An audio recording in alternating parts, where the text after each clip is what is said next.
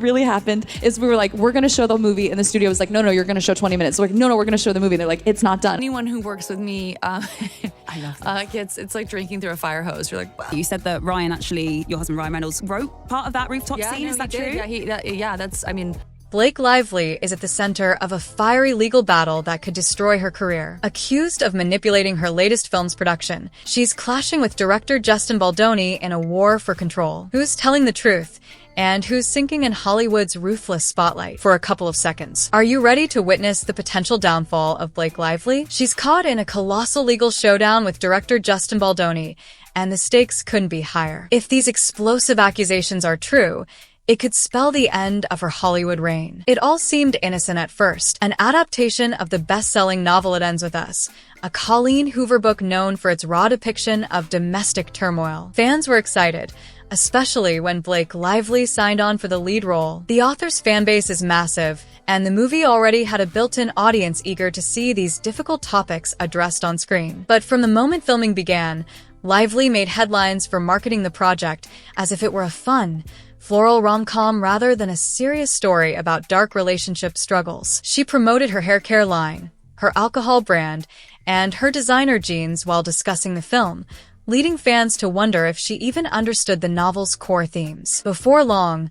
criticism poured in from every corner of the internet. How could a film about domestic violence be packaged like a cheery weekend watch? Lively seemed to brush off the uproar at first, posting more lighthearted teasers, ignoring the simmering tensions among fans who felt misled. But that was only the tip of the iceberg. What was unfolding behind closed doors was even more explosive than anyone could have guessed. Amid the swirling controversy, Blake Lively dropped a shocking legal bomb. She sued Justin Baldoni, her own film's director and co-producer, for what she described as a hostile and toxic work environment. She claimed she had faced repeated inappropriate behavior on set, and in her filing, she went further. According to her, Baldoni's team had launched a public smear campaign designed to shift blame for the film's setbacks onto her. News outlets ran wild with the story, painting Lively as a courageous whistleblower who refused to stay silent. And for a moment, many believed the narrative that she was the real victim. After all, she was the star. It made sense the director might want to scapegoat her if the movie's buzz had gone sour. The wave of public sympathy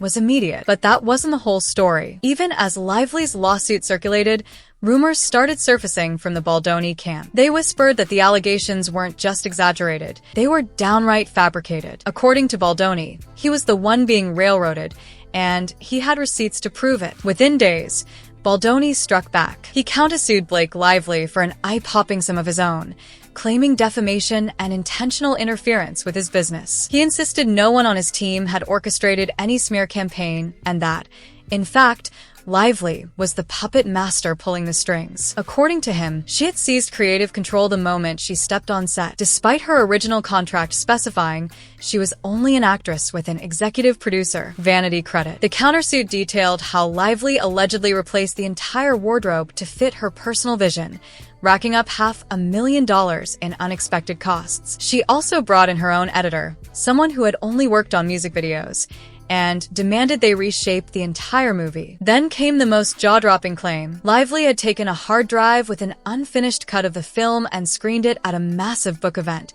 ignoring the studio's warnings about leaks or piracy. It was a move that risked everything, from distribution agreements to final box office performance. Suddenly, the public wasn't sure what to believe. Was Lively a champion for women in a tough industry?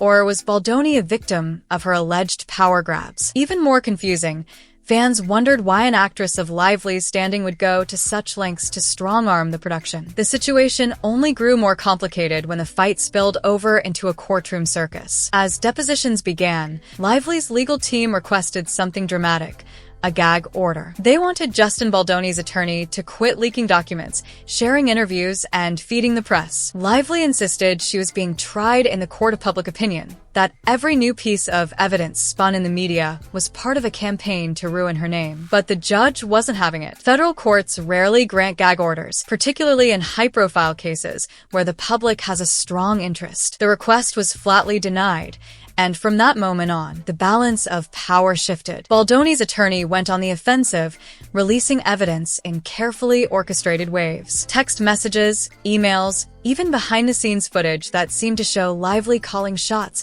she wasn't entitled to call. The story began to turn. Was the actress who first appeared to be the victim actually the one orchestrating a hidden agenda? Just when it seemed the case couldn't get any more dramatic, a new bombshell dropped. Court filings revealed that Lively and her husband, Ryan Reynolds, had allegedly tried to force Baldoni and his co-producer to release a public apology. The statement blamed all production woes on them, absolving Lively entirely and painting her as the consummate professional. Why the urgent need for such an apology? Well, Lively's marketing fiasco was turning into a personal PR disaster. By promoting the film side by side with her alcohol brand, hair care line, and an almost carefree attitude, she'd ignited backlash she couldn't shake. So, according to the filings, her solution was to make Baldoni and his team admit to mistakes they hadn't made, hoping it would direct negative attention away from her. They refused. That's when things reached a fever pitch. Lively's lawsuit escalated. The countersuit went into overdrive, and the production's future hung in limbo. Meanwhile, fans and industry watchers were left aghast as more details came spilling out with every legal brief. Perhaps the most telling part of the saga is Lively's own words. On a podcast, she openly admitted she took on the role of head writer, costume director, and head of marketing, all positions she was never hired for. She joked about it being like drinking through a fire hose, but the story was far from lighthearted for those who had to adapt on set. Her decisions doubled the wardrobe budget, stalled the editing process, and ultimately alienated the director she was supposed to work with. These revelations hammered away at her image. Some fans rushed to her defense, arguing that male directors often wield total authority without question. Others felt she'd overstepped in a big way, ignoring boundaries and turning what should have been a collaborative process into a one-woman show. As more evidence emerged, like the alleged unauthorized screening at a massive book event, support continued to erode. Now, with both sides locked in a massive legal dispute, the question became, how much longer could they keep their careers intact while waging this very public war? Each newly leaked piece of evidence inched the controversy further into no man's land. In a town where image is everything, Blake Lively and Justin Baldoni have shattered the illusion that Hollywood productions run like well-oiled machines. Instead, we're seeing the darker reality: massive egos, behind-the-scenes sabotage, strategic leaks, and reputations on the line. Court documents suggest a level of antagonism that goes beyond a simple difference in creative opinion. It's personal, and it's ruthless. As of right now, neither side is backing down. Blake Lively has lost her bid for a gag order, and Justin Baldoni's team seems more determined than ever to defend their name. The judge has even hinted that if these legal games continue, the trial could be fast-tracked, meaning the final showdown may come sooner than either side anticipated. What does this mean for the future of It Ends With Us and its rumored sequel? Could this be the downfall of a beloved actress who once seemed untouchable?